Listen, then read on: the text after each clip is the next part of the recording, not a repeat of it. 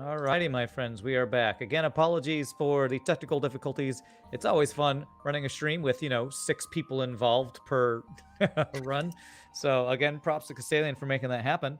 I'm glad to be back along with my friend Freddie. We got a nice little break from Gabo and Farb, so thanks to them. Freddie, what do you do on your break, huh? I ate some pasta and tried to not take a nap after eating the pasta and managed it. So I got a lot accomplished. Successfully didn't fall asleep. I like it. Yeah, I watched the race. It was good. Awesome. Well, we have another amazing guest with us. Today we have with us Sally Spartan. How are you doing, Sally Spartan? Hello, I'm doing really well. Very excited to be here. Excited to see how this run goes in comparison to the previous couple. Well, Sally Spartan, you are involved with the mod Eldritch Horrors and 11 Honors, and I believe that's some add-ons for the multiverse. Can you tell us a little bit about those mods and kind of what they would represent? Yeah, of course. So technically, it's Elven Honors, just to correct one speech error there instead of 11. But Elven Honors, that's kind of a Christmas-themed mod. That makes way more sense. And in fact, it's actually has its origins of me trying to bring some of the older mods up to like hyperspace and multiverse compatibility, such as FTX, Faster Than Christmas, the Winter Wonderland weapons, and Joy to the World are like the 3 big bases that were brought in. And then added to that were like penguins and several other augments, weapons, cruisers, a secret sector, and all of that kind of deal. However, that one is not really my main focus. It is like my secondary one. I do also have 2 smaller ones. One is Experimental Hoarders, which was a test ship, which had 216 crew slots. So, wow. Yeah, so modders could like get every single one of their crew types in for a single picture, so that way you wouldn't have to go in individually, kind of deal. And then Edifice Harmonization, which is one I'm tweaking right now, that's going to be a core mod, so all my other mods will require that one to be loaded in the future. So that way I don't have like duplicate events and stuff between mods. That's pretty amazing. These are some pretty extensive mods, it sounds like, that you're working on. Yeah, that's the hope. Right now, the biggest one is Eldritch Horrors. Right now, it's stuck at Multiverse 4.8.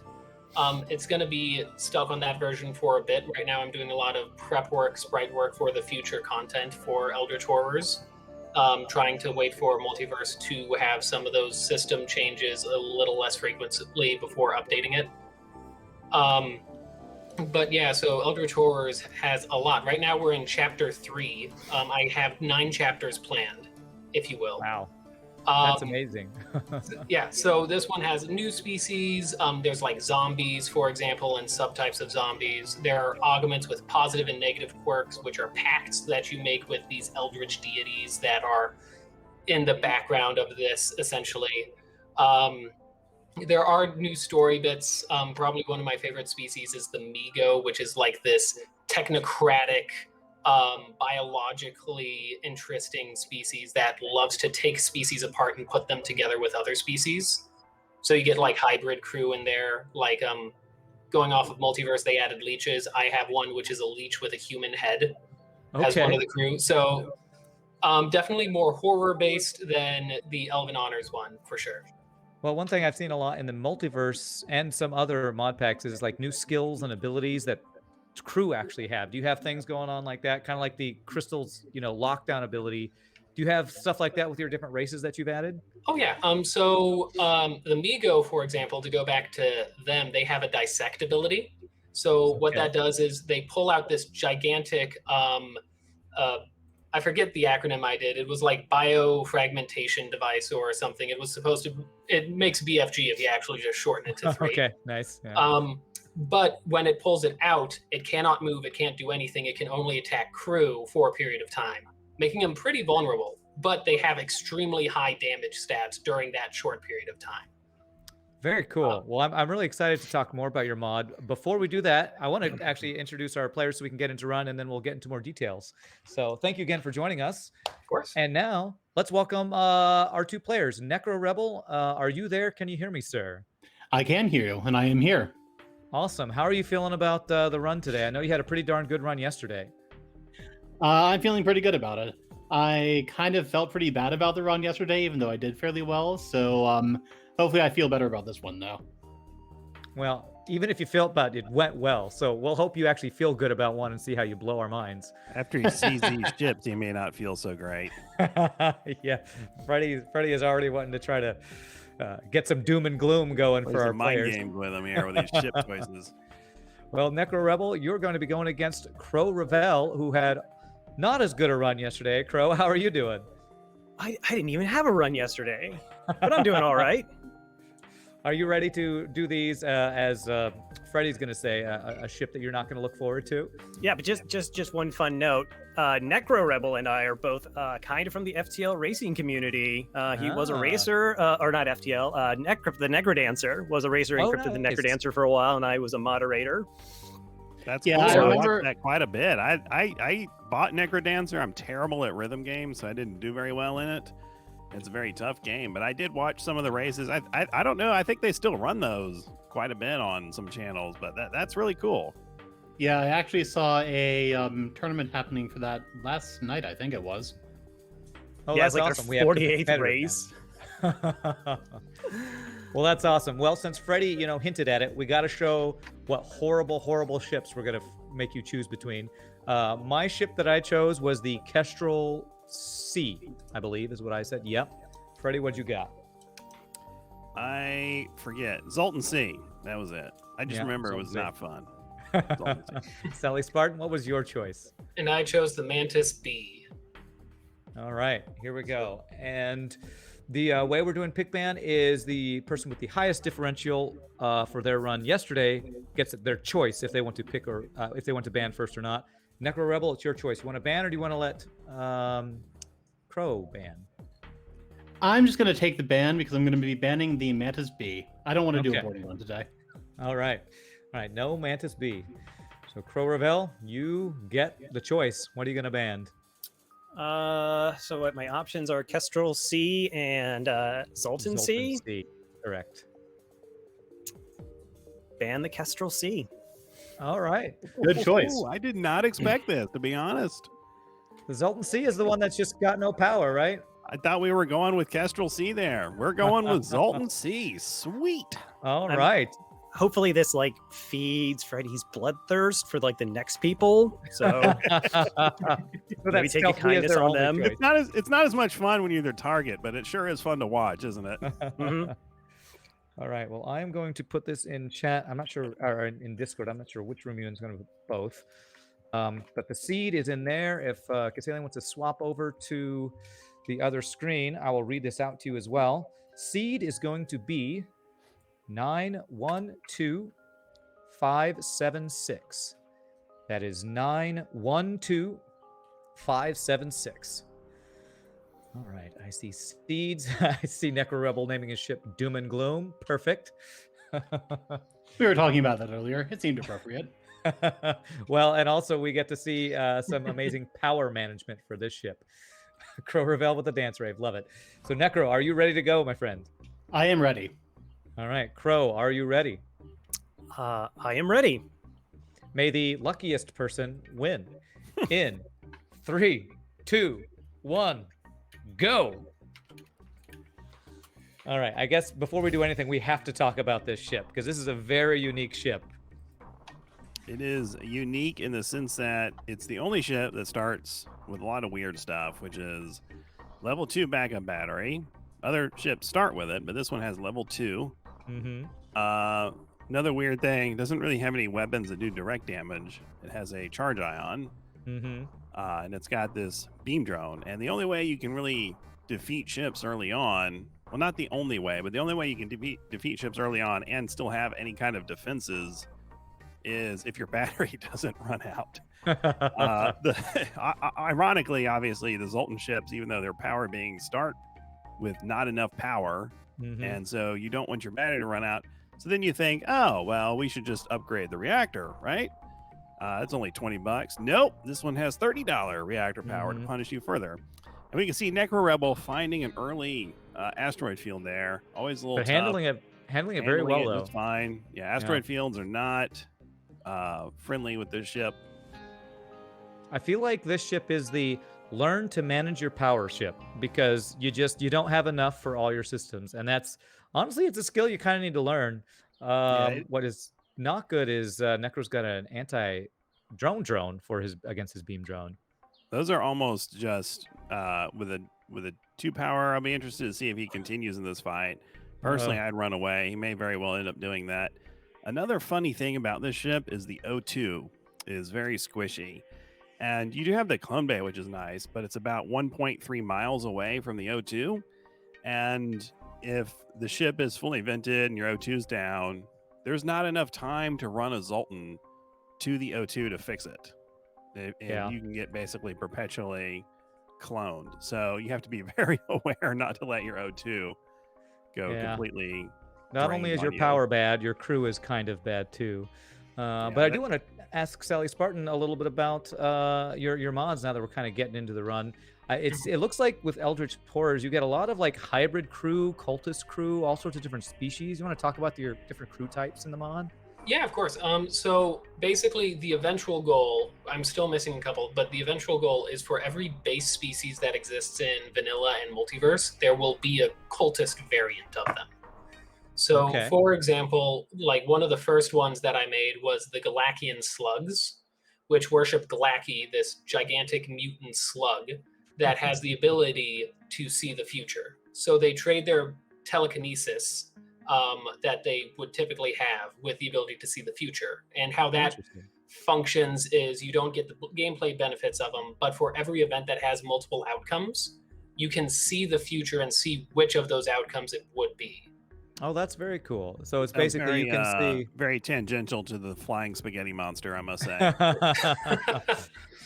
Well, that's cool. So you can basically see what the right choice is, but you can't have the mind control immunity, or? Well, you do have the mind control immunity because they still have strong wills, but they can't like see enemies in the other ship, if you will. Gotcha. They lose that. But going off of that, it's not like if you have 2 options, it shows you which one's the right one. It's those events that have one option that is randomly generated between multiple options. Like, I think there's one in like this, I forget if it's Vanilla or Multiverse. There's one near a solar flare where you either get something for free or your ship gets set on fire. And so with this, you would see, oh, hey, it's dangerous to go there. You might not want to go there this time. Or you'll see, oh, you don't see any danger. So you go and get the thing for free. Okay. But so it's only for uncertain outcomes. If it's like 2 choices and they're always the same outcome, then those ones you don't get to see. Gotcha.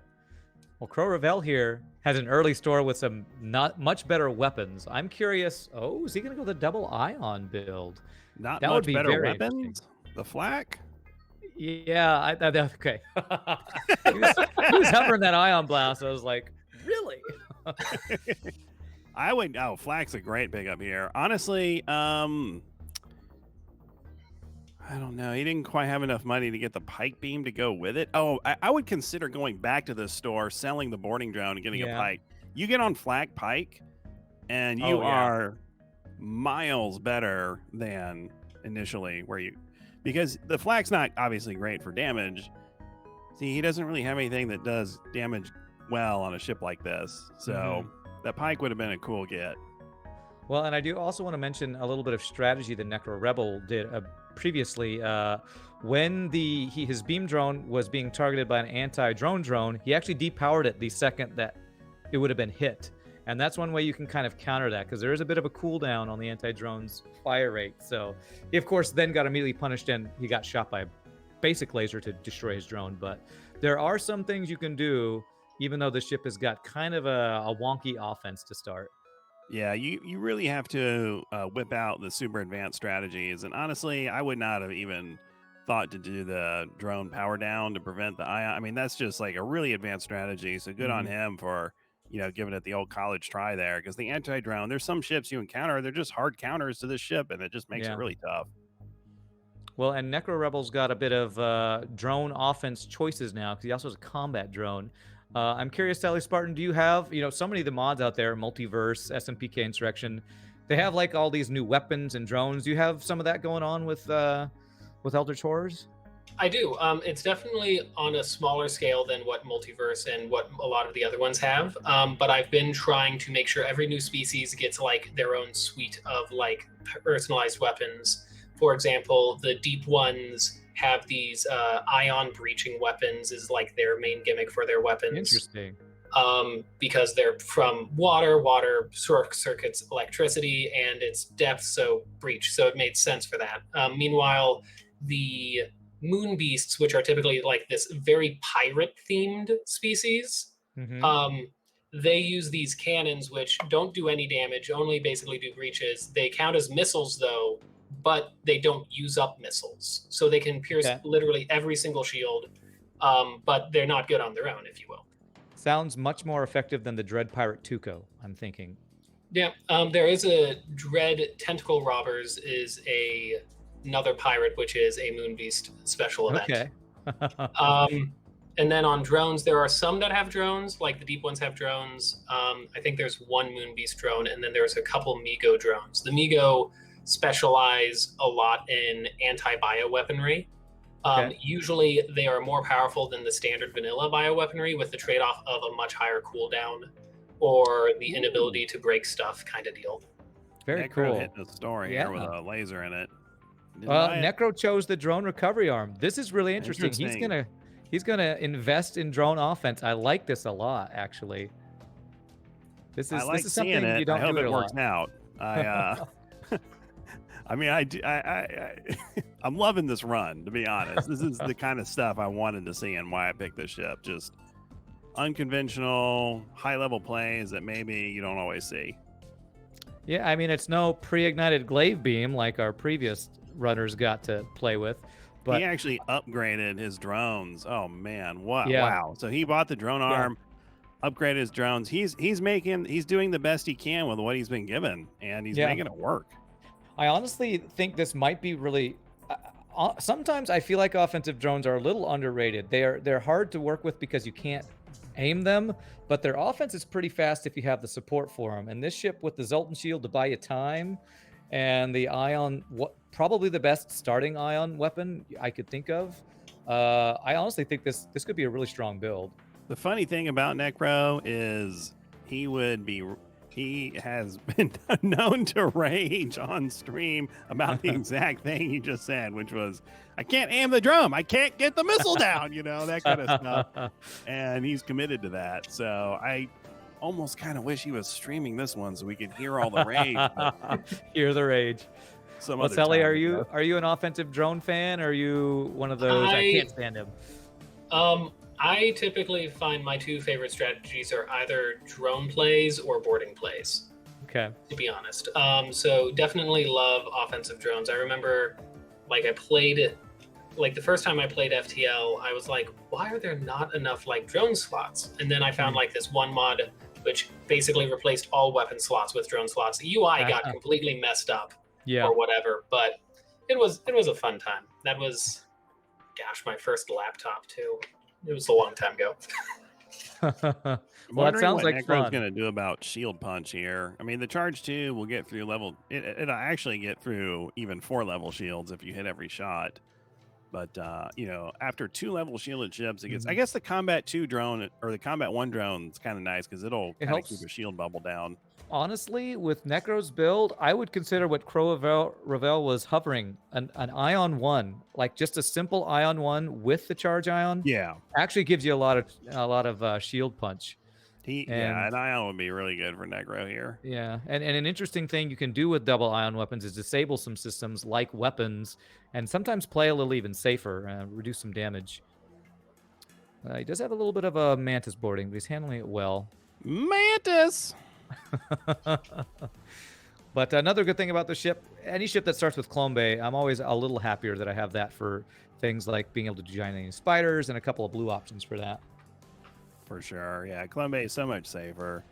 The problem with this ship, though, is you don't want that O2 going down, like I just said earlier. So if that happens, kind of be on the lookout. Hopefully there's enough crew that can repair it quickly, because that is a priority on this ship. Oh, speaking of, kind of weak boarding, Necrorebel just immediately vents his entire ship when he gets 3 humans on board. Yeah, let them pop. I mean, if you try to man the doors and four borders like that, it's going to take forever to vent them. Just go ahead and pop your juices on them and then clone. Ooh, that doesn't sound nice at all. No, that's why they take a bunch of damage. Pop your battery acid all over them, and then they're done. We have two very divergent runs right now. Crow has gone definitely all in the weapons route. He's got Flak 1, Hull Laser 1, completely opposite from Necrorebel's offensive drone. I'm digging this kind of different approach we got. And Necrorebel also has a second shield, which I noticed he did that pretty darn quick yesterday. I think that's just a strategy he does. He just gets early shield on every single Yeah, he does. He does do that. I do see Crow picked up a heavy Hull Laser 1, which is pretty good with a flak here. And he also has a combat drone. So, I mean, if he starts busting some shields down, his offense is looking pretty good. He's also got hacking. So he did. Oh, he got hacking. I missed that. He's looking very good. Minor detail. No, I missed it too. I just noticed it. But he doesn't have power, which is again one of the big challenges with this ship is just not having the power. He hasn't gotten his shields up. So he did the classic, strategy we've been seeing here, where you kind of avoid defenses, spending money on those to really get some good offense going. And that every time we've seen it, it's worked. Well, Sally, you talked a little bit about your Eldritch Horrors, and I do want to talk about more about that, but I'm actually really interested in the Elven, what'd you call it? It's the Elven Honors? Is that what it's called? Yep, Elven Honors.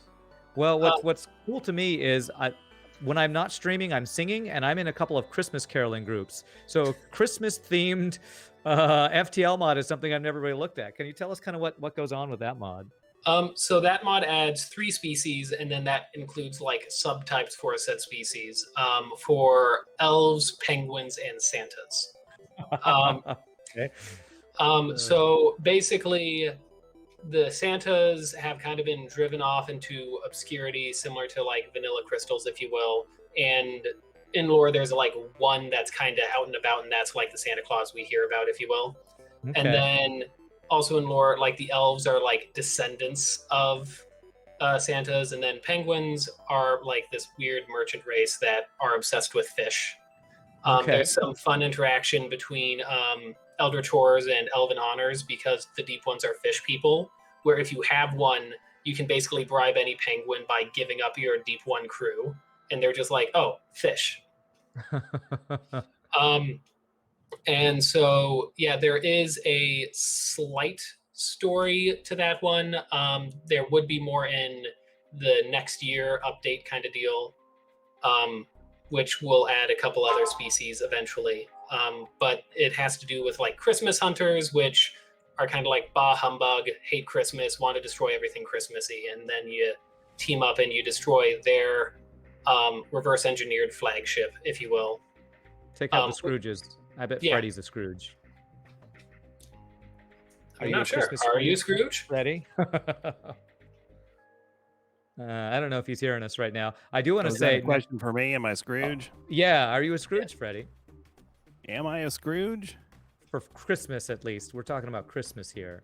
I mean, in all seriousness, I've stopped buying adults gifts because you never get them what they want. They always, it's like, you pretend to like it. I mean, you get gifts so often. Like, you have money, so you just buy what you need, right? So kids, obviously, nieces, nephews, friends' kids and stuff. Yeah, I load them up, but so yeah, I guess I am. Thank you. Yeah, I was gonna say that totally sounds like a Scrooge to me. Sounds correct. Yeah. The answer is yes, and no one's surprised. Well, we do have to mention Necrorebel has a halberd beam, so charge ion halberd beam, no hacking. He actually had a chance to get hacking there, and he also kind of had a tough boarding situation. Oh, and he's got a shield hack with a beam drone. This is a rough situation for Necrorebel with no clone bay. Okay. This is honestly really scary. It's very scary. He needs to be careful. His clone bay is on mega fire, and his doors are down. And his drones are not shooting the weapons. Okay, his weapons are I'm very concerned. Take the deal. Please take the deal. Nope. Oh, no, it's almost dead. Okay, that's fine. Oh, my God. One small bomb into shields would have been like a double kill. Okay. He has no doors. He has no clone bay. This is going to be fun. Intense. All I got to say. Yeah. He does have 2 crewmen that have some health, and he's gathering them now to go put this fire out. Well, thankfully, O2 out in Clone Bay means Clone Bay is now not on fire, but doors are. So it's going to take him a while. And now If this fire spreads the O2, that is a major, major emergency. And this is the kind of thing, this is the exact situation I was just talking about. Clone Bay is down, no O2 in it, doors are down. Even if he gets the Clone Bay, like say the O2 goes down and he saves the Clone Bay, the clones can't get to the O2 to fix it in time. So he's perpetually boned kind of a until soft he can lock maybe hit a score or something. Yeah. Yeah, he's in a major. Watch that fire. It's not on fire. His O2 is okay for now. We'll be able to see in the bottom left if it catches on fire. Yeah, he has recovered, but that's going to cost him time. I think is probably what he's raging about right now because Necro likes to play fast, and I feel like that's biting him a bit with that fight. I think you're right. Okay, everything's safe, more or less. Crowrevell looking a lot better, although he only has the one shield, but his hacking, I feel like, is really kind of giving him his advantage right now. Okay, another boarding situation. His hacking and his hull is quite a bit healthier. Okay, both players have done a pretty darn good job dealing with borders, venting and manipulating where the crew's going to go. So I like to see that. Borders on a Zoltan ship are easy to deal with as long as you're not in a fight, because the Zoltans do so much damage, especially with this Clone Bay. Maybe not on Zoltan B because you have a med bay, but here it's like not that big of a deal as long as you're not in a fight. The problem is if you're in a fight and you're losing Zoltans, you just lost half your ship power and your shields and engines go down, and then your Clone Bay is exposed to taking a damage. It can be rough. It can be very challenging. That this is really is the learn how to manage your power ship, and if you don't, your crew's all going to die. I also want to ask you, Sally Spartan, because your mod is kind of it's almost kind of in conjunction with Multiverse because it's an expansion to that. Is that right? Yes. So are all the events in Multiverse also in your Eldritch Horrors? Yes. So basically, it's added on top of, and there is some cross event stuff that I add blue options to Multiverse events. Okay. For example, like I said, the precognition from the Glacian slugs, going through every single one of Multiverse events that have that style and adding that blue option, it takes a lot of time to do that. But I do think that's worth it in the end. But especially, I think, with a lot of the changes and functionality that Multiverse added, I think it was the right decision for me, especially since when I first started, my initial idea was adding just the deep ones as a single race to give to Kix for Multiverse. And then from there, kind of spiraled out of control before I even finished that one up. Well, it's probably a challenge to work with a mod like that because Multiverse is updated so frequently, right? So, like, trying to keep your stuff up to date with that, is that a challenge? Oh yeah. So it really depends. Like I forget which one. I think it was 3 point something. For the longest time, there wasn't any huge system changes. But for example, recently they added a store list in one update, so I updated to do that. And then a couple updates later, they completely changed how the stores work, getting rid of that store list. So now, and that's 4.10, I think they did that. So now if you try to go to any of my sectors in either of those, it'll just crash. So sorry, let me just interject real quick. There is a charge ion in the store. Necro just healed up. I wonder if he'll go back for it. Let's be on the lookout for that. Sorry, go ahead, Sally. Yeah, no, that's so right now I'm focusing on like prep work for the future content. And then when Multiverse starts to slow down, I know Hyperspace right now has kind of hit a second Wild West with some of the features they've been adding. So I'm kind of waiting on that to slow down a tiny bit again before I update to the newest versions. Necro here, he may be trying to get some more money. The thing about that charge ion and why it was so significant is because he has committed to this drone build, and he has 2 weapon buffer points right now, and it would already be online. So if he can find the money to get this, hopefully without selling the halberd, he may go back. Yeah, it looks like he may be heading back. I don't know. We'll see. He hates backtracking, but I'm right there with him. It always feels wasteful, but it is. 2 charge ions can really work well with his build. Okay, you didn't Nope. do it. Okay. Didn't do it. All right. No double ion drone meme, as me and Sally will be disappointed about, I'm sure. That would have been something sick to see. Well, are you a fan of ion weapons, Sally, since you are a big drone offensive proponent? Yeah, ion weapons are a lot of fun. I prefer non-traditional weapons. So like ion's always fun. Like the energy weapons added in multiverse is fun. Fire weapons I do like, although I do agree sometimes it takes too long and you end up taking too much damage for it. Mm-hmm. But yeah, usually if it's not just point click hull breach, I tend to like those in concept more than just the standard like laser shots. A very developer point of view, I would say. I like more interesting builds and things that I can play with, right? Yeah, that is developer-y. That's why they do it. Necrorebel taking the 6 fuel. One thing I've noticed about video game stuff is that, or people who, there seems to be like two classes of people, from particularly the people we've interviewed who do the mods and stuff. There's people who really like to play the games and find every little avenue and break the game and stuff. And then there's people who like bending games to their will. And I'm sure there's people out there who do mods who don't even really get that much into the game. They're more into what they can make the game do to fit their vision. And it's just, it's kind of this creative juices outlet that people seem to have. Maybe you can tell me I'm on track, Sally, or I'm just crazy, but it seems to be that way to me.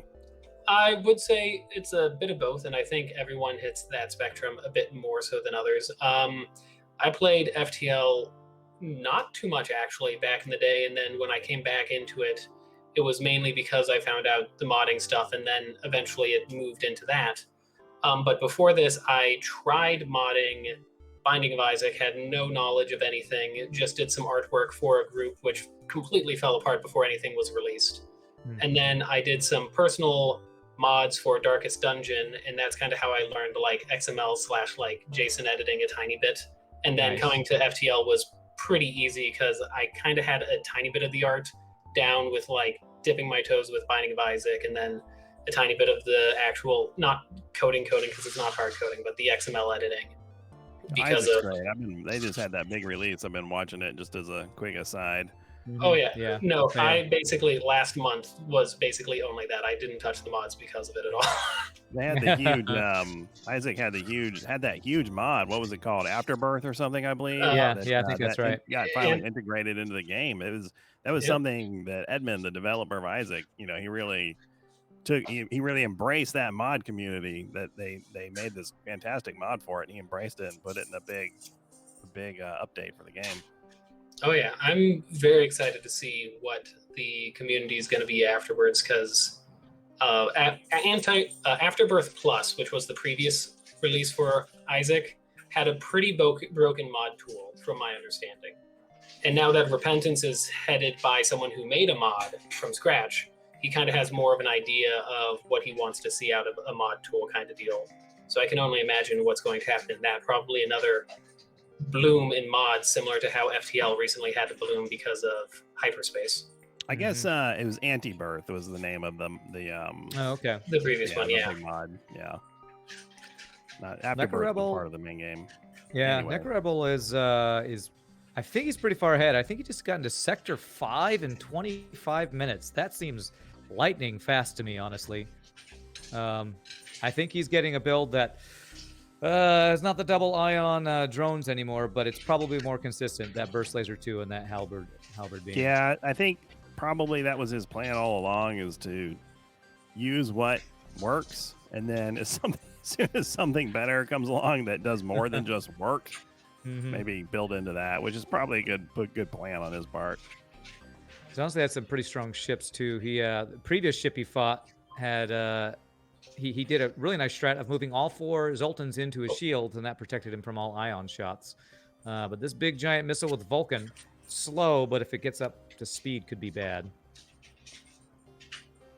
Oh, Zoltan shield's still up, and he also has defense drone. So I like this pivot. He's changed his defense his drone control from an offensive system to a defensive system, which I like a lot. Crowrevell, let's see, where are you? You're at selling missiles, one of my favorite things. He's going into Sector 4. He is over a sector behind. Necrorebel is he's one of the fastest players I've seen. It blows my mind how quickly he's able to play. Yeah, he's very quick.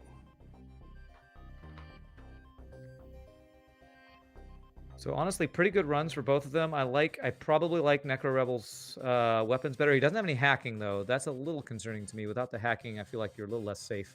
When you start with drone control, I'm assuming you still like cloaking and hacking, right? Right, Freddy? Yeah, clacking is the way to go. Really, on any ship that you can get it.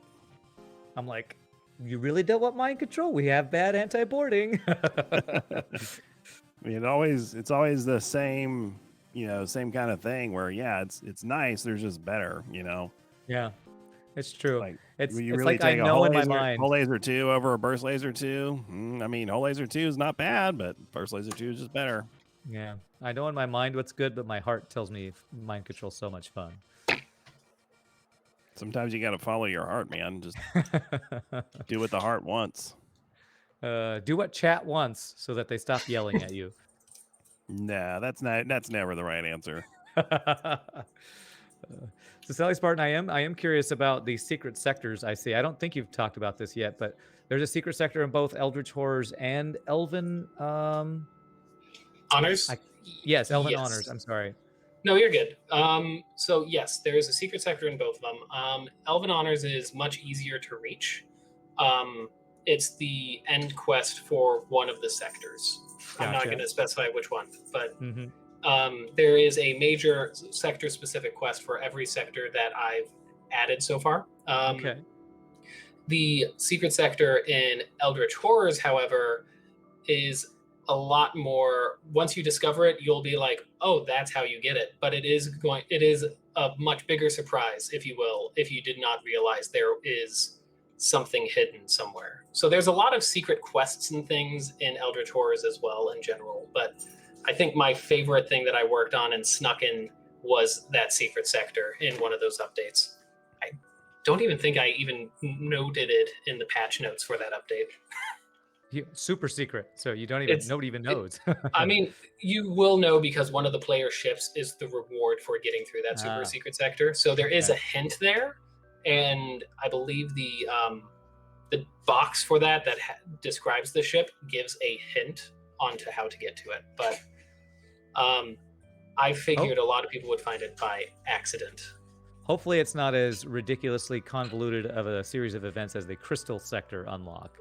No, definitely not. It's one event, and I'm sure most players will do what is required because I kind of have something that is interesting and players would want to do, I think.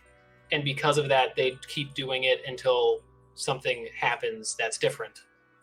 I've never done the unlocks in FTL. I've just... Never? Like, not the ship unlocks. I just beat the game and then get the other ships I need that has the crystal and stumble into the one event. I mean, it's just kind of so RNG-ish heavy. Yeah. Anytime somebody asks, I just can't get the crystal sector. How do you do it? I say, I don't. I just play through all the ships until I get the crystal ships unlocked. You do get that random person from time to time asking you how to get the unlocks. Yeah. Or I like the sometimes there's some people that come in, like, gosh, I just can't win with the stealth B. How do you do it? And I say, oh yeah, that one's easy. You go to the main screen and there's a button. It says random. You click it. Different ship. You just don't do the stealth B. It's so tough.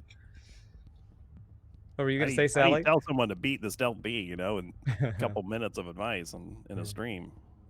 Oh, yeah. No, I was just going to comment on, definitely not as ridiculous as the crystal ship, I don't think, getting either of those. Well, less randomness for a ship unlock. I like that because that's kind of one of the most frustrating things. It's the great thing about replayability of FTL, but sometimes the randomness can really make it so that I really want to find the crystal sector, but unless you get, 5 things that all line up, it's never going to happen. So it's nice to hear a developer not. Too much stars aligning. If you don't have I mean, it's like you need the red rock sector, and if you don't even have the right map, you can't even do it, right? You don't know what sector. You're going to play through the game, try to find the stasis chamber, and then find the rock sector. It's just like, ugh. Yeah. No, I think the most RNG thing I have requires 3 total events. However, the big caveat is one of them you essentially can control yourself if you get the other one. And then the third one is just a matter of going to a pact and getting another pact, if you will. I'm curious what Crow just spent all his scrap on, because I saw a defense drone and he didn't take it. So, and his defenses aren't that big. I think he's really just investing in weapons right now. Big up here. He's got it's cloaking. I missed it. Okay. If you're not going to take a defense drone, cloaking is the one other thing I would. Yeah. Cloaking over defense drone any day. Yeah. Well, if you can get both, which is what I'm guessing Necrorebel's going to go for. Although, who knows? Maybe he'll... Look at Necro's weapons, man. He has 7 weapon power right now. Wow. It's really interesting to see so many players investing so heavily in offense. I love it, especially when you have a Zoltan shield, because you have that little bit of buffer, and Zoltan shield can really kind of hold you over. You know, Necro's not a big fan of the whole repair drone, but he is perfectly set up to get one. And if he sees one, I would like to see him get it, because that will carry you easily to the flagship. He doesn't need hacking. He doesn't need cloaking, particularly if he just gets the whole repair drone. But I've watched a lot of his play, and I just don't think he'll buy it. Does he still have the drone recovery arm that he had earlier? Yeah, I think so. I don't know if he did end up selling that, but yeah, if he did, he really should look at the whole repair drone. Well, what kind of cool drones do you have in your mod, Sally Spartan? Have you added some cool like weapon synergies or any interesting defensive setups with your drone control? Yes. So there are some drones. The majority, like I have the Migo drones, which are based off of that BioBeam style type drone. Mm-hmm. I have the Moonbeast drone, which is a missile type drone, if you will. That's extremely rare. And then there's one which I've been racking my brain, because back when I made it, I didn't understand all the nuances of some of the issues that are there in FTL coding. So I didn't realize when I first made it how completely busted and broken an ion beam was going to be. Ah, yes. So there's been a lot of balancing that I've been trying to do, like making it shorter, making it much higher power, doing this, doing that, trying to tweak it. And I still don't think I got the right thing, but I definitely feel like it would be good for the deep ones, because it's the Trident drone is, I believe, the name for that one. Necro's got an interesting situation here. Doors are open in half of his ship to prevent boarders in the clone bay, but the doors are broken. Mm-hmm. So yes. He needs. There's going to need to be all his crew is low health. He needs. Yeah. I think. I'm surprised he hasn't fixed that drone yet. Arm. He was so fast. Maybe we'll see at the store. Yeah, that's 2 fights he's taken where he hasn't fixed it. I'm going to assume he's going to do this at the store. Does have the drone arm. Okay. Got rid of the booster. He needs to grab like one of those crew and go fix the doors. I would love to take just a little bit of time to fix doors, because he gets boarded again. Oh, God, he just won't fix it. Well, then. Who needs No doors? guts, no glory. This is the kind of thing I would do, to be honest. I get punished. Hopefully he won't. He's going to fix on the fly. Yeah, he's just going to go and fix. I like it. I think it's a better strategy. This seems so much of a gamble, because you get like a couple of Mantis on your ship, and it could go spiral out of control really fast. Especially if they go for O2. Yeah. You have to go for O2, then you're just forever being vented. I mean, he has Clone Bay, but he's also got missile ships shooting at him. This is exactly the problem. His O2 just got hit. He needs to get that fixed. It's already kind of low because he's been using the power out. Yeah, he's at 8% O2. This is a huge problem right now. Yeah, okay. Another extra human helps. He did get it fixed. He's aware that O2 going down is a GG right now. Okay. I feel like I couldn't watch Necro regularly on stream, because I would have a panic attack every time I watched him play this way. Yeah, he's aware, because the way he defended that O2, he's aware that if that went bust, he was dead. All right, well done, Necro. Thanks for making it exciting for your viewers. Saved it. That was very exciting. It's more exciting than maybe we would have liked. All right, Crow is in Sector 5. I believe Necro is in Sector 6, if I'm not mistaken. So still about a sector difference. Crow are playing a lot safer, which, especially after his loss yesterday, I'm happy to see, because I'm thinking he's going to be very happy if he can at least get a win in on this, because he had a pretty bad RNG run yesterday, that's for sure.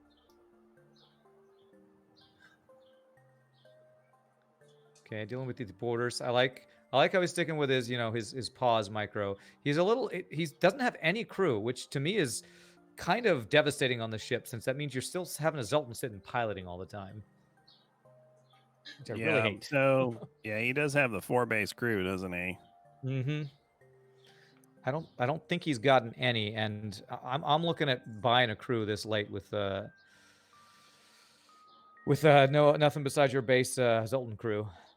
Yeah, we talked about mind control a lot, but one of the stipulations of not having it is you really need some crew. You get some crew. Yeah. Otherwise, the value of it goes way up. Wow, Necrorebel's almost 2 sectors ahead. He's about to head into Sector 7, so he's about a sector and a half ahead right now. Yeah, we've seen that doesn't mean too much. And there's a flak in here. Well, if his opponent was retreat, I would agree. I don't know that Crowrevell's quite got the the farming skills that retreat does. Well, Crow pulled it out. I mean, he had a much slower run than in his previous run, and then got 1,000 points higher. Ended up winning. He did not replace the charge with a flak. That surprised me. Mm-hmm. Yeah. Interesting. Maybe he thinks it's inefficient. I don't know. Charge ion just does not seem like it's going to have the consistency that was really surprising. He bought the hacking, and then if he sold the flak or sold the charge, he had enough money to buy the flak there, and then he'd have the holy trinity of weapons. So Sally, tell us a little bit more about the Elven Honors. Like, do you have some interesting Christmas-themed weapons? Because it sounds like you have Christmas-themed crew. Yep. So I have some Christmas-themed weapons. A lot of them are the Winter Wonderland weapons made by Mayo to the Bone, and then some are from Joy to the World, which was Styles RJ originally, and then kind of tweaked to try to make them more balanced. So there's a coal bomb, which starts fires. There's like a Christmas light. There's snowball launchers. Couple other fun little things. There's one which is like a ridiculous. I forget the name of it. It's like this ridiculous missile which does extreme high damage, but at the cost of 5 missiles or something. And so it's like one of those you don't want to use it, but if you ever have to, it can probably seal the rest of your run against like a really high value target, if that makes sense. Yeah.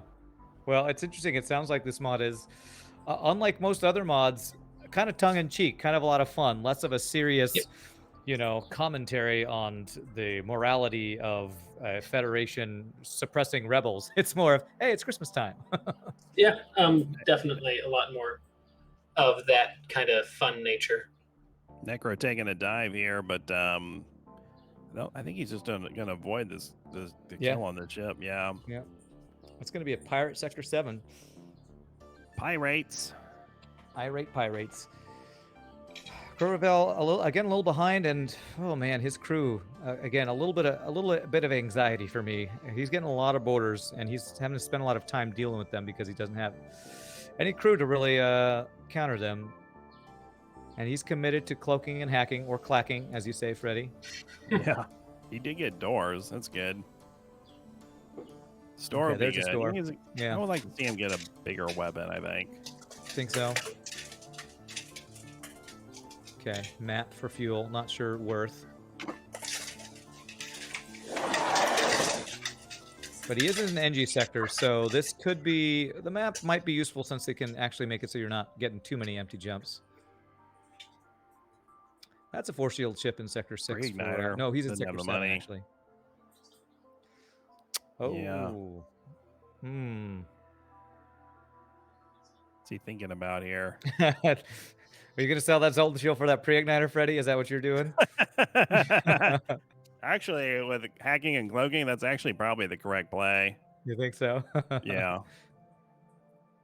Yeah, he's gonna keep his weapons and keep his scrap. I'm not even just like trolling. I actually think selling the Zoltan shields for the pre-igniter would have been good there.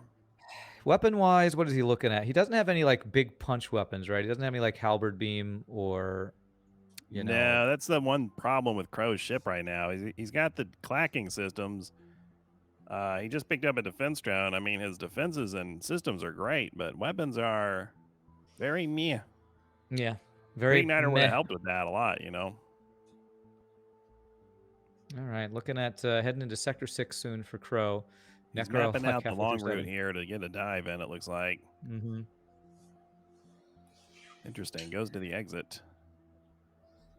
All right, approved sensors, random blue option there. Does this ship Yeah, come with level 2 sensors? It This doesn't, ship, right? I Level 2 think doors? I think it. Maybe I'm they wrong. got I the can't remember. Zoltan over oxygenated event or whatever it is. Oh, yeah, that could, don't you could be know. right. Sally Spartan, can you save us? Do you remember? I can't actually remember the ship starts with level 1 It's or 2 Kestrel sensors. C starts at level 2 sensors.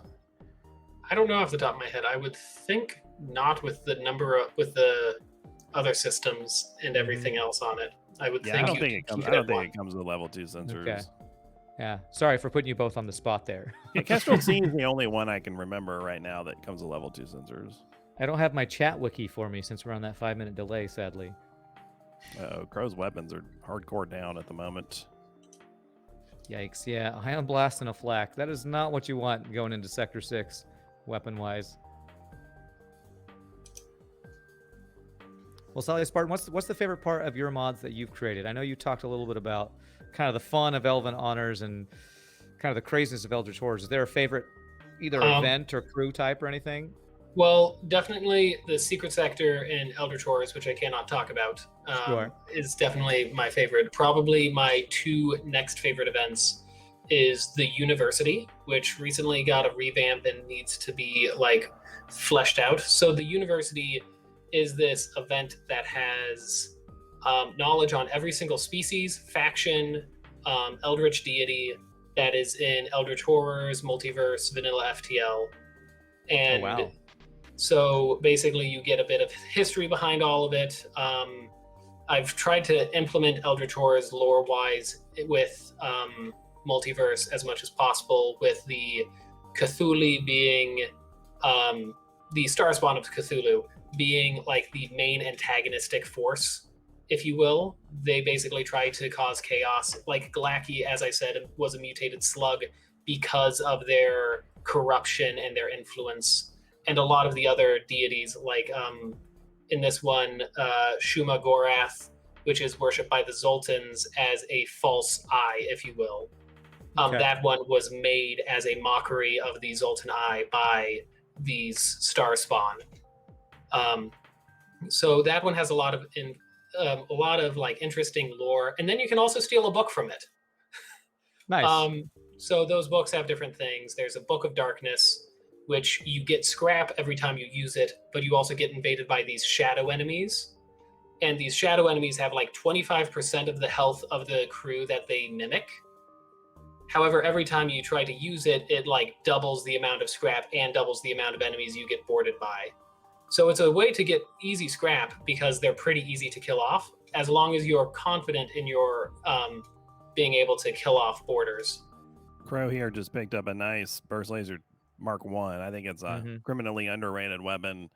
He had the money to get it online, so his weapons are now up to snuff. I honestly was eyeing the crew in that store because his clone bay was offline. He was in a solar flare. I'm so worried about that. He really needed a weapon upgrade, I think, more importantly. Yeah, you're probably right. You can't kill ships with crew. You gotta throw the Zoltans at him. Watch him go. I'd love to load him into go kadunk, and then on the windshield, and then you go just wipe it off like a space bug. But what if you got them to explode once they hit the windshield? Then who knows? Well, they have upgraded the windshields to battery acid-proof shielding. So, I mean, Multiverse has a clone cannon in it, so you can do exactly that in Multiverse. Yeah, which is kind of tricky to try to make compatible with every sub crew with like Eldritch Horrors and Elven Honors for sure. A lot of work on that. I would call the Zoltan missile the poor man's rich man's breach missile, right? I actually don't remember the effects that the Zoltan one has. But I remember it's like whenever you use it and you take a person out from it in like storage checks, their mind is like so completely wiped from the number of times they've been cloned that they're just called projectile now. So yeah, that's a fun multiverse thing. Boy, that is a lot. It's been a long time since I've played Multiverse. Many updates. Sounds like there's a lot of cool stuff that I need to check out. I think Crow here is like almost a full 2 sectors behind at the moment, so yeah, he needs to stick to his strategy and really maximize his score if he's hoping to win this one. But I've seen Necro taking dives and extra jumps as well. I think people are keen and catching up to the notion that you do have to get the extra score. I think that took a little while to sink in. Yeah, no more surprise. I got 1,000 extra scrap than you did, but took 5 extra minutes or whatever, you know. Well, it hasn't been 5. It's been every time there's a big discrepancy. You know, Crow did it and Retreat. It's been 20 to 40 minutes. That's true. It would seem, you know, you kind of think, oh, that's a long time, but they've accumulated so many more points that it didn't that it made it worthwhile. Yeah. So I'm curious, Sally Spartan, what you think of the format for this tournament, because I know it's a very different style of playing FTL than most people do if they're speed running or, you know, trying to go for streaks or whatever.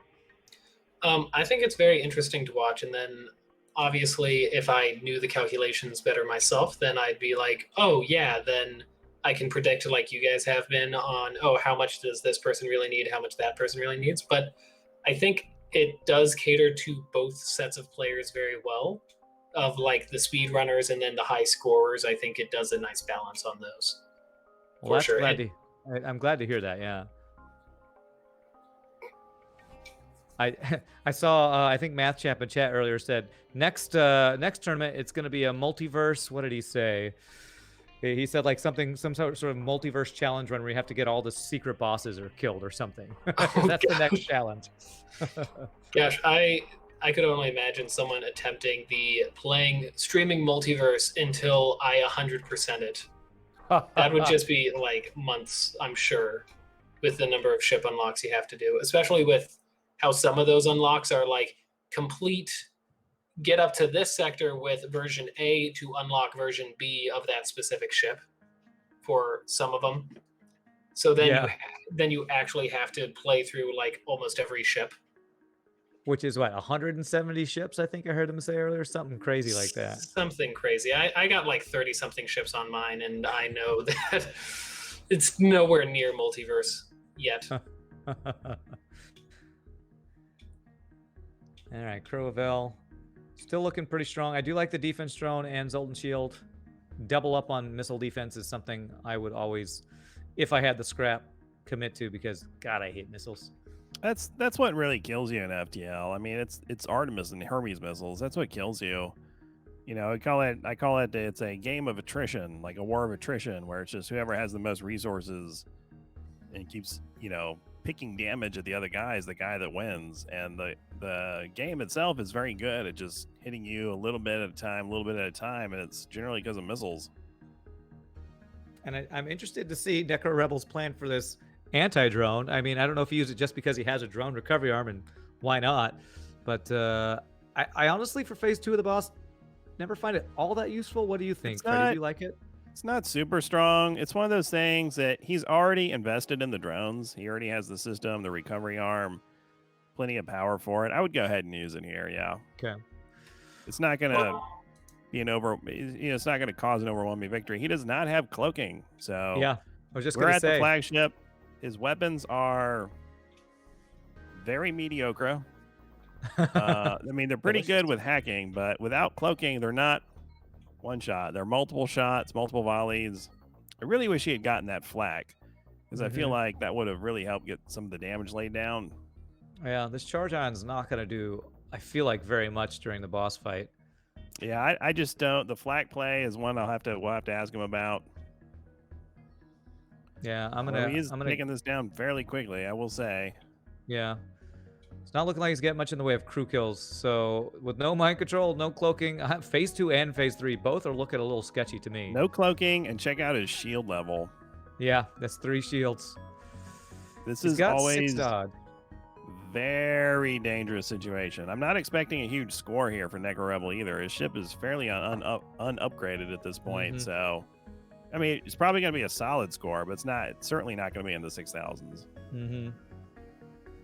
He's getting a shield buffer. I like that play. Shield value, I like it. It's it's going to be important because that drone phase with no cloaking and only 3 shields, he's got to hope his dodges are on It's point. very RNG heavy. Yeah, this is the RNG part. It's like sometimes you do quite well because you don't take a missile with a double fire somewhere, or the drones have the wrong mix of combat and beam drones to get a lot of damage in.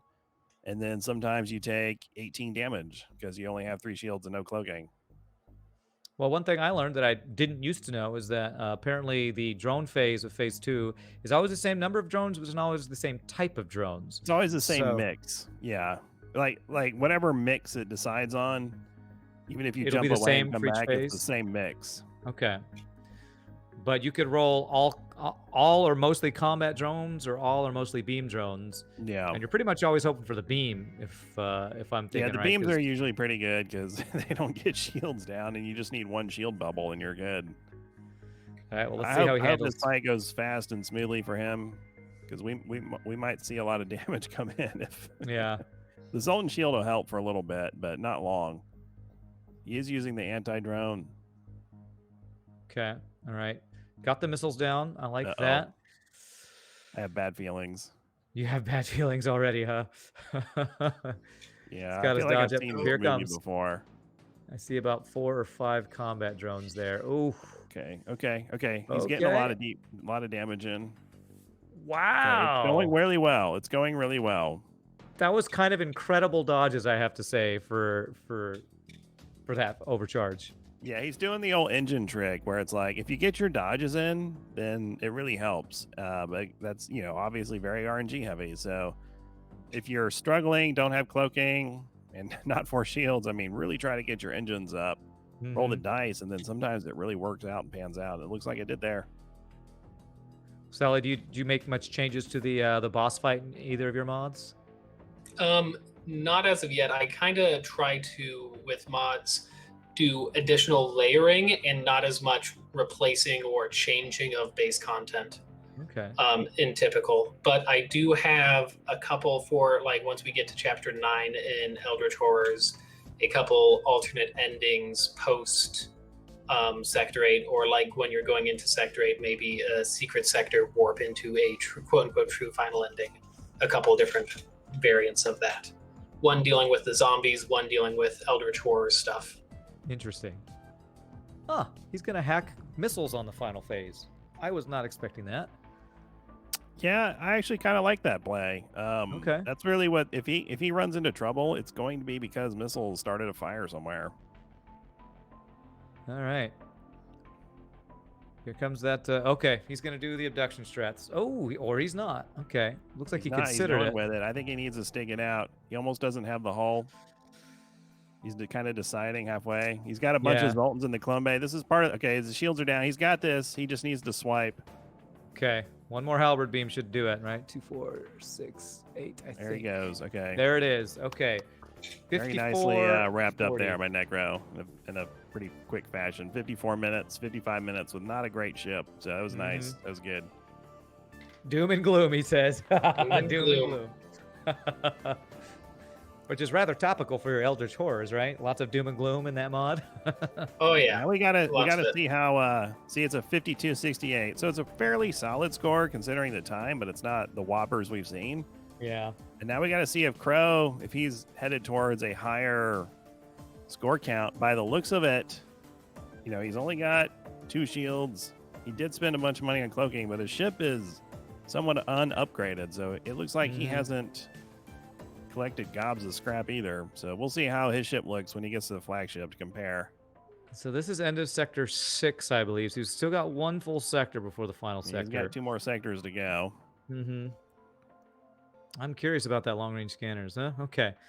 I don't know. I almost find long-range scanners worth it even with 1 sector worth of scrap. Yeah, I think in this format it's worth it for the $30. He, Crow, if he pulls out another 1,000 points more, if he gets into the 63, 6400s, I would think 62 to 63, he would take this down. Mm-hmm. So it just depends. Depends what his score ends up being. Yeah. And honestly, from his upgrades, like you were saying, I don't know if he's going to get there. That's going to be... It's an iffy one right now. Mm-hmm. Well, while we're kind of watching Crow, Sally, I'm curious. You talked about the chapters in Eldritch Horrors. Can you talk? How did the chapters work? Does this like coincide with the sectors, or is it something completely different? So basically, chapters on release was basically my way of sectioning off content. So if there was ever a point where I'm just like, okay, I'm done, I got to get out of this modding community for whatever reason, I would try to finish off a chapter, and then that would be enough content to close it, if you will. Okay. So each chapter in general, like chapter 3 has expanded much larger beyond scope because of things people have donated essentially for like crew ideas and that type of thing. But in general, it comes with one new species and then a couple cultist variants of species, and then then I think it's about like 7 or 8 sectors per chapter. Okay. Like I said, for chapter 3, it's kind of expanded much longer. For example, there's like 3 completely brand new species introduced in chapter 3 alone, which is obviously a lot more than one. But so, yeah, it's more of a kind of like trying to segment things off. And then also almost like a development cycle or something, kind of. Yeah, kind of like that. Yeah. And then same thing with Elven Honors. I do have a chapter 2 planned, but it's kind of more like I want to focus on this until this chapter's done, and then I can move on to this until this chapter's done. Alternate things. And Interestingly here, you were asking about the drone mix. I see chat saying commentators aren't considering that in this mod, phase 2 is fixed. And I don't know. Yeah, we're asking, I see clarification questions. What's the fixed amount? 4 and 4? I don't know. Maybe Cassalien or someone can clarify. Apparently, in the mod that we're running, it is a fixed mix. I did not know that, I have to say. I didn't know that either. So that's for the drone phase. Yeah, for combat. The drone phase. Cassalien says 4 combat, 3 beam, or vice versa. Interesting. Okay, so 4 and 4 combat, 3 beam, or 4 beam, 3 combat, I guess. Okay. If I remember, I think that might be because the drones might seed differently from like actual sector seeding. Maybe. I think. I know there was something that seeded differently. Like for a long time, there was an issue with like names. For example, completely changing how a seed works, like crew names. Yes. So I remember Matt kept talking about that. Yeah, so that's, I think, mostly fixed. So maybe that's part of that on why there's one specific. Okay, well, thank you for that clarification, Freddie. I did not even realize another one of those random things. Through in chat, I didn't know. I see. It says commentators. Life's a Burrito says commentators aren't considering. Commentators didn't know. Commentators are ignorant. Okay. Commentators had no idea. Damn it, Jim! I'm a commentator, not a doctor. Crowrevell looking really focused though, and you know, I will say, even though his time is a lot slower, he did kill that boarding that dive ship. So I think he knows that score is what he needs to go for. Oh, I see some bad language possibly coming from Crowrevell.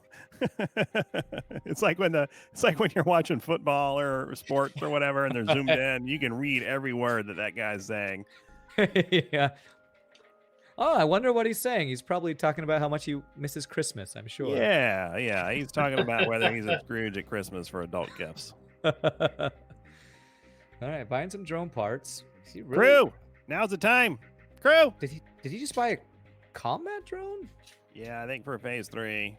Okay. I have to say I don't love it because he's got pretty good weapons and he doesn't have crew. Yeah, he did get one human eventually, but I'm with you. I'm thinking about crew right now because phase 3 is what I'm afraid of, honestly. He has the cloaking for that. Maybe he's just feeling confident with the crew that he has, or that is, he does have level 3. Maybe he's calculating level 3. If he can get his cloaking up to level 3, you know, with the Zoltan Shield, he's really should not be getting boarded. So, yeah, maybe I he's guess that's looking to up that possible. DPS to save a little time rather than spend money on things like crew that aren't really going to win the race. That's true. If there's one thing that I can be happy about, the boss does not have Zoltan Shield bypass like every other ship in the galaxy seems to have. Yeah, it's a common. I bet it's the Zoltans selling it too. They're like, you know, they're running a racket with the slugs or something to sell the bypasses, and then they're selling the Zoltan shields. You know, they're making money on both ends of it, and no one comes out any better. Yeah, Sounds very Zoltanic to me. There's a command in my chat that is, they must have Zoltan Shield bypass because, you know, who wouldn't? Who wouldn't? Everyone does, yeah. You got a vacuum cleaner, don't you? You got Zoltan Shield bypass. Very common. Well, speaking of kind of augment, Sally, do you have any interesting... I know one of the cool things about hyperspace is allowing kind of those inbuilt hidden augments. Do you have any cool stuff that uses that feature in Eldritch Horrors? Yeah, so not hidden. I do have locked augments with the pacts. So once you take a pact from an Eldritch deity, it's locked. You cannot remove it. You cannot move it around. Okay. And you can only have one pact at a time. Otherwise, Eldritch deities get kind of upset and jealous that you made a deal with someone else. But for hidden augments, I have a couple like things, mainly multiverse compatibility stuff. But there's the secret sector. The ending of the secret sector is entirely dependent on these hidden augments that you get for defeating enemy ships in that sector. That's as much as I can give without like spoiling anything. Sure. But yeah, the majority of the augments are going to be the pacts, and then there's a couple other ones like the Hoon implants, which most of my species have, which kind of give you oxygenless immunity even if you're an aerobic species. Hoon implant sounds very Star Trek-y to me. Well, blame Lovecraft back in like the 20s. There you go. Freddie, you like the Are you a engine hack StarCraft fan, or a Star Wars or Star Trek fan? We've talked about a lot of the other people that are, you know, involved with this game. They just love the genre, and so it's kind of FTL fits nicely into that love of the genre for them. Yeah, well, apparently I'm a kid, so I'll leave it at that. If you remember that conversation. Yeah. Okay. Star Wars guy. Star Wars. High five. Star Wars. High five. But I have been getting into Star Trek as well. And what is it? Doctor Who was something I've already seen through for a bit. I wouldn't really call myself the biggest fan of that. I would say more so than those shows, I'm more of a Halo fan than a Star Wars fan. Oh, Halo. Okay. I love, you know, Jordan Schlansky. He's the producer on Conan O'Brien's show. I don't know if you've ever watched Jordan and Conan go at it about Star Wars. There's some really funny off the cuff bits. He's a big Star Wars guy, and you know, Conan just doesn't care at all, and he educates him. But there's some great videos on YouTube about that. If you all like Conan, yeah, that's a watch. Yeah, Conan's hilarious. Well, I am interested to see that Crowrevell, when he's hacking engines a lot of the time. I guess with how many projectiles? 3, 4, 5, 6, 7, 8, 9 projectiles. Yeah, he's got engines is totally the right hack. He doesn't have a beam, so I mean that flag will completely nuke shields for the most part, and then he can follow up with a huge volley. So the level 1 hack on engines is a really good idea. Yeah, I like the engine hack or piloting hack into the weapon shots, keeping him really nice and healthy. So is that cloaking? Yeah, he's got a devastating volley. He even has a combat drone he can throw in, although he did not get the drone recovery arm, I don't think, like Necrorebel, which is why I was so surprised he got that combat drone was specifically for Phase 3. I don't think he intends to use that other than Phase 3. Okay.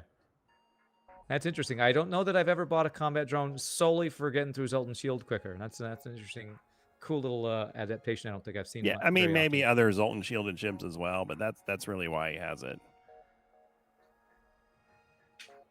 I am curious if he's going to go with the you had mentioned the cloak level 3 cloak upgrade, because his if he doesn't have a lot of great. crew, I mean, if he doesn't have a lot of crew, level 3 cloaking is almost essential to protect the Zoltan shield bubble to keep borders off, because he would have a hard time dealing with borders with his current crew complement. I don't know if level 3 cloaking is more important than shields 3 here, and if hopefully that level of scrap considerations won't have to take place, but that would legitimately be a consideration. Do I go for cloaking level 3 and just rely on my super duper hot weapons as opposed to shields? But I think he should get enough scrap to not have to consider that. I think so. With Sector 8, as long as he gets a decent number of scrap gains, I feel like Shield 3 is like bare minimum. It's Shield very 3 often. really is, yeah. Yeah. I mean, that's a, you know, if this seed sucked worse than it did, like, and I were in his boots, I would be considering cloaking 3 over shields 3, but I don't think he'll have to make that consideration. Yeah, because he's only now about to head into Sector 8, and he's already about 12 minutes behind or so. So, yeah, I'm not seeing on this run where the score is getting where there's a huge score delta. So I'll be very curious if he'll be able to find some extra fights or do something on the score front to make up for the time delta. Okay. Free anti-drone, not bad. Could be useful for phase 2. Yeah, that could be good for phase 2. It's already online with the ship. You start with level 3 drones, so kind of why not scenario. I wonder if that's where Necrorebel got his. I just assumed he bought it, but finding a free one probably is. I don't think Necro paid $17 for that thing or $35 for that thing. I think he just got a free one. He's like, yeah, I'll use it since it's free. That'd be my guess. Well, Sally, have you worked closely with the multiverse folks with developing your mod? I would assume since it's kind of an add-on, you can do a lot of that work yourself, but you probably would have to work with them some, right?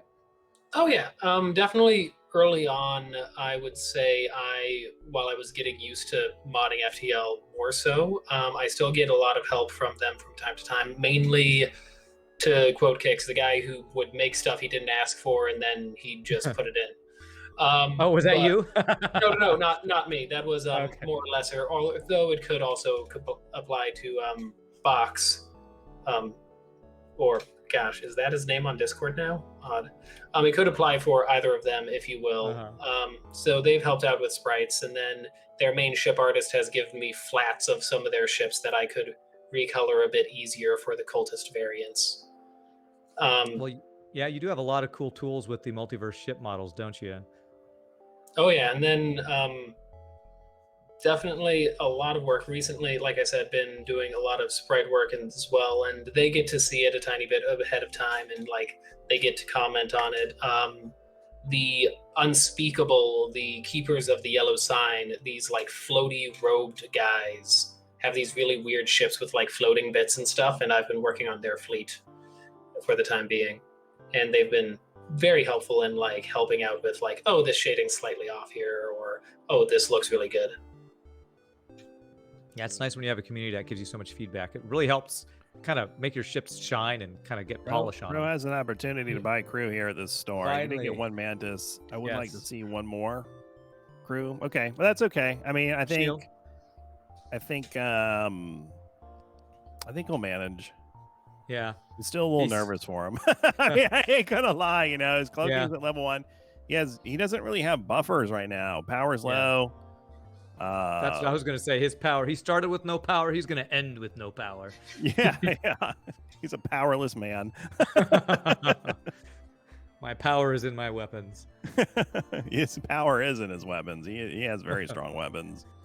Nice little double halberd beam ship here. He's gonna one-shot his Zoltan shield, but should be able to take him offline before too much. If nothing else, he's got a, like you said earlier, pretty devastating volley. It's a lot of projectiles he's going with. I hope he can make up and try to find some fights here, but based on the build of his ship, I'm not so sure it's going to be over a 6,000 score run. But, you know, gauging score in FTL can be hard sometimes. Sometimes you feel like you blew it out and it was a low score, and then other times vice versa. So it can be hard to gauge. Well, yeah, on the previous run, I was watching with Hollow and Rakagak. I thought Hollow was nowhere near 1,000 scrap ahead, and he ended up having, I think, the highest score differential of the tournament so far, which was pretty amazing. We'll just have to see what the FTL gods end up telling us, I guess. RNGesus, please give him some scrap. RNGesus, please help. Yes. RNGesus. Okay. So Crow is, yeah, he's about 16 minutes behind right now. And he's probably got a few more jumps before he's getting to the boss fight. What was Necro? He was 55. Yeah, 16 minutes. Yeah, 54:40. So yeah, that's what, right at I think that rounds up to I the believe by the 55, rules of the tournament that does round up to 55. I think that's correct. All right. Have you ever done much speed running, Sally, with your FTL playing? Not with FTL really. I've kind of done like mediocre speed runish kind of type, just self challenges in Halo, Acid Spy. Recently, I got Binding of Isaac sometimes, except that one's a reverse speed run typically because I try to. How does a reverse speed run work? Mainly saying that in jest, but usually I cannot leave a floor without at least looking at every single room of a floor. Gotcha. So, but that's just like my personal little like thing with Binding of Isaac, for example. Do you do FTL, Isaac streaking, for instance, trying to min-max and see how many you can win in a row? I try, but I always, to quote Darkest Dungeon, what is it? Pride is a insidious killer. Slow and insidious killer. Yeah, and so I always is a slow and insidious killer. It's overconfidence, yeah. Yeah. That one. So I almost always, I'm like, oh, I got this in the bag this time, and then just nope, ends pretty early on. There Sounds are like my FTL streamers runs. that did before the big update. We're doing, Eden streaks, and the biggest continuous runs were like 1,000 wins, over 1,000 wins in a row. Oh my on gosh. Eden. Yeah, that's just crazy. 1,000 wins of Isaac in a row with like Eden with a single character, With that kind of Eden. thing. Yeah, all with Eden. Yeah. The true RNG of Isaac, yeah. Yeah, it's an RNG character for an RNG game. All Yo, dog, right, I heard you like RNG. Yo, You like dog. RNG? Crow finally getting some upgrades in, some buffers and things. He did just finally buffer cloaking. Yeah, I'm nervous. His power is low. His upgrades are low, which feels like that means his scrap gains have been fairly low throughout the run. Yeah, I would be, if he pulled out the win here, I'd be impressed, to be honest, because Necro ship was pretty minimal, and Crow's is not as minimal. It could definitely happen, but when it does, I'll be impressed. Yeah. All right, let's see. Phase 1 of the boss, shield hack. I'm thinking he's probably going to go for some crew kills in that shield room because his anti-crew or anti-boarding is extremely weak. Yeah, it depends if he can start fires or not.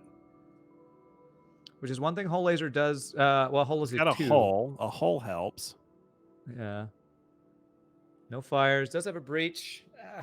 I would much rather have a breach and shield. I mean, a it's fire gonna and shields cloak than a this breach. one. Oh no, he got cloaking down. Okay, that's the second time we've seen that strategy. I usually don't go for trying to hit the cloaking, but in trying to speed this fight up, Farb did it. Trying to hit that enemy cloaking. I had been doing it in my practice runs, but not for the flagship. It's a good strat. That is okay. I think No that was crew only kills, one crew unfortunately. kill. I don't think the animation finished on the second one, so I believe that's only one crew kill. He's got a couple ship fights though. Definitely take those. Yeah, trying to get more score here is what he needs to do. The famous double ion missile build, you know? That's some really good planning this ship decided. I'm gonna get all his shields down and then shoot him with a missile. Yeah. My favorite is the shieldless auto scout in the asteroid field. That's my favorite one. Yes. The rebels As are really well. good at like designing and wasting money on ships that just don't make a lot of sense. We call that on my stream the famous concede ship. Or Famously conceding every time. the slug coffin ship is also pretty good. Slug, yes, with the The one that O2 doesn't have a separated. door to go fix their O2, because when you're out flying in space, the one thing that you need no access to is the O2 room, for sure.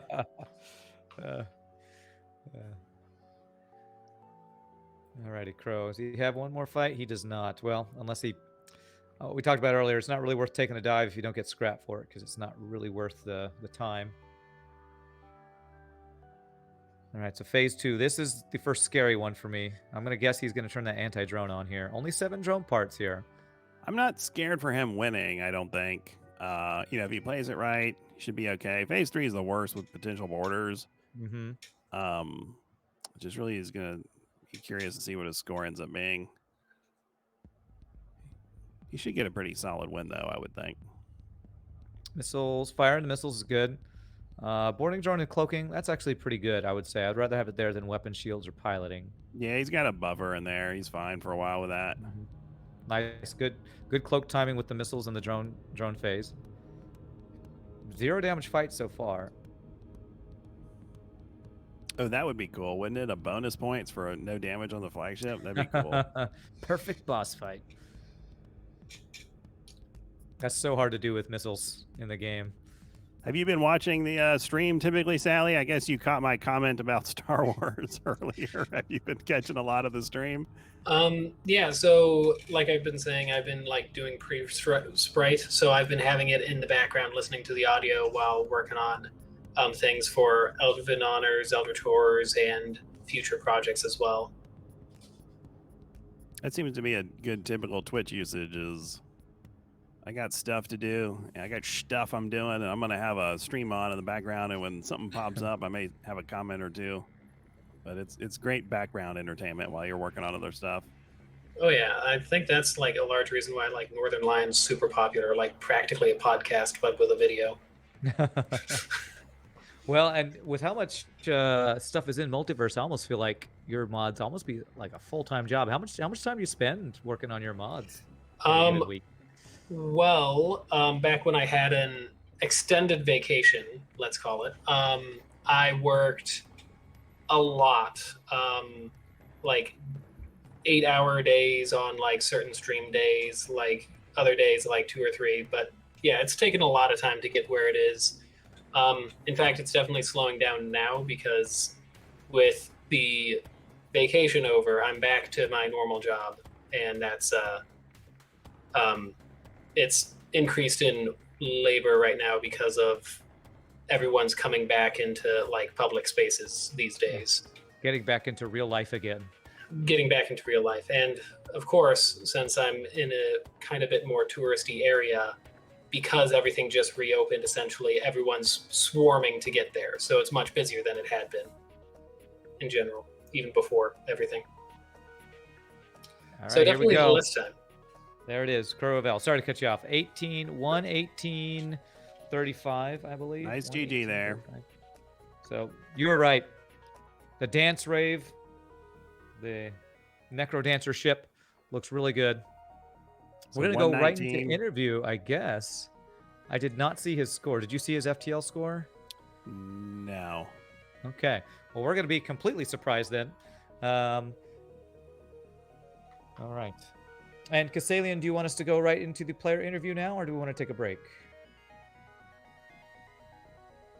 Okay. Well, then I'm going to say thank you so much to Sally Spartan here. Thank you so much for joining us. I hope you had a good time.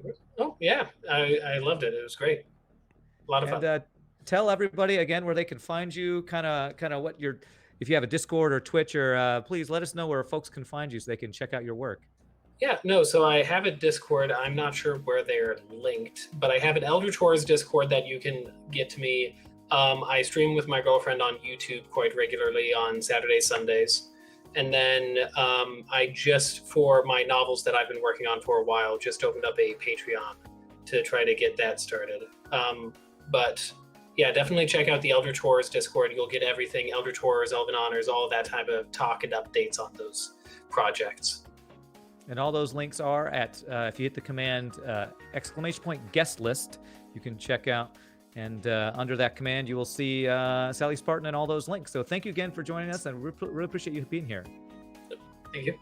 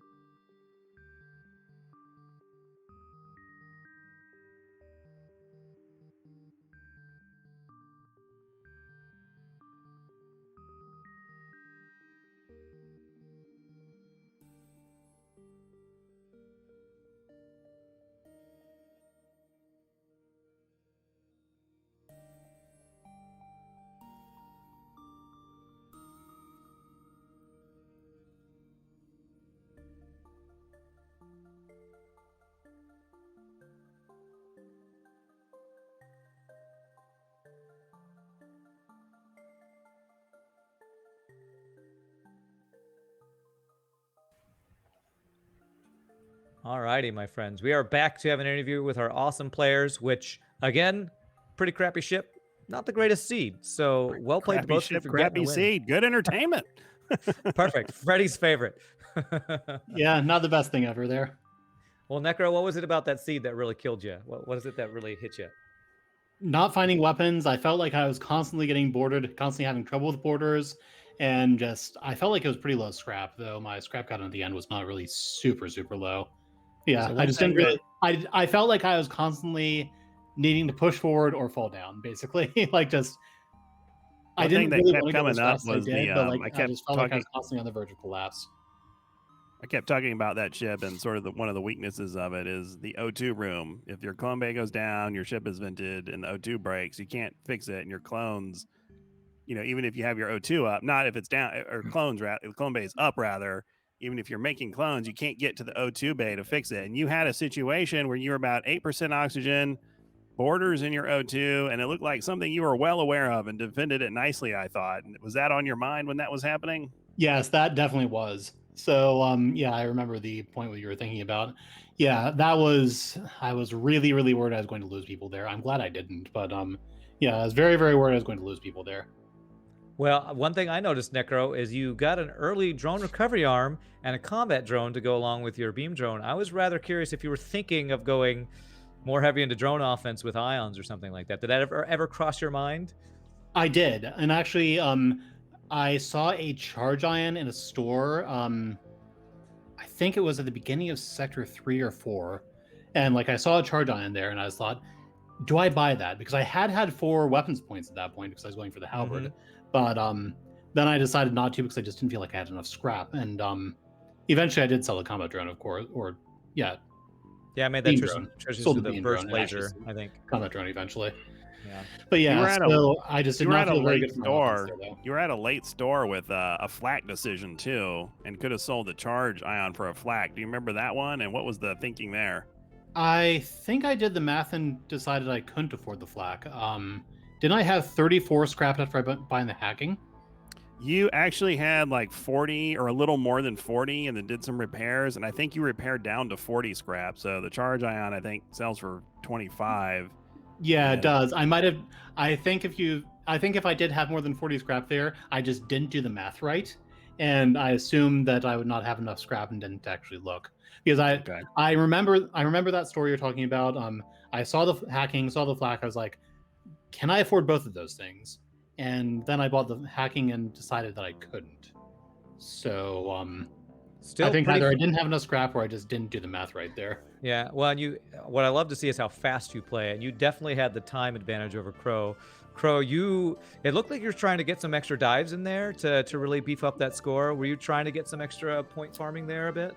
I mean, there, I guess statistically speaking, the idea was like, the tournament is based essentially like score per second or something along those lines, where it's like, I felt pretty safe with my ship throughout most of the run. I think there was 1 or 2 fights that felt a little bit sketchy, but I didn't feel like it was ever like really out of control or anything along those lines. The weapons were never particularly amazing. I mean, ideally you want just beam weapons and one-shotting ships, and instead it was just these, constantly shooting them down. But also towards the end, I mean, I could just use the scrap. Like it was definitely a little bit below average run for me. I mean, normally I'm averaging around 1,950 scrap per run. So what was your final scrap? What was your final? 1701. Okay. What was your final FTL score? We did not catch that on stream. Oh, it was a 5296. 5296. Okay. Yeah. All right. Well, let's go ahead and reveal scores. I think with the time difference in score, I think I know what it's going to be, but we got to show it. So let's show Crowrevell's score, which I believe was a minute 19, I believe. A minute. That would be a good That would be right impressive. An hour not 19. a good score, actually, or not a good time, actually, because that's below 30 minutes. True. Yeah, that's true. That's true. That's a DQ right there, according to the rules. There it is. 78 minutes, because I'm bad at talking, with 52.96, so a FTL tournament rating of 173.82. And Necro, if I wrote yours down right, was a 54.40, much faster run, slightly lower FTL score of 52.68. But with that faster time, that probably puts you pretty far ahead. Let's check out drum roll, Necros. 201.14, just over the 200 mark. So congrats to Necro. Your speed really does pay off, it seems like. Yeah, and I was actually feeling pretty good about that at the start of the tournament because I'm known for playing fairly quickly, so I was feeling pretty confident with that. So I guess I feel good about that, even though, again, I feel terrible with that run. Well, I think you guys both did excellently given the crappy ship we terribleness gave of the them. ship combined with the terribleness of the seed. I was very happy to see both of you pulling out wins there because I'm not so sure that that is always going to happen on that run. So congratulations. I thought it was really well played both. Thank you. Crow. Yeah, thanks. Even though you didn't advance, you you won with a pretty crappy ship. So that's always an accomplishment in FTL, I'll say. Yeah, I mean, you know, I guess if you walk away with a victory, you know, that's got to count for something. But thanks for having me on, and you know, congratulations to Necrorebel, and good luck going forward in the tournament. Yeah, congrats, Necro. So we'll be seeing Necro tomorrow, and I believe, Freddie, you're going to sign out after this one. So thank you so much for being part of the cast. You'll be back tomorrow. One more run with another caster. I'll be back tomorrow, though. Thanks for having me on today. I'm going to sign off, get a little food in me, and watch the stream and enjoy the rest of my evening. And I look forward to catching you all tomorrow. Awesome. Thank you, Freddie. And we're going to take a short little break here with no video this time because we're going to try to get as quickly as we can into the next run, which the last run of the day will be Billy 1 Kirby versus Super Bob. So stick around. We will be back in just a bit, my friends.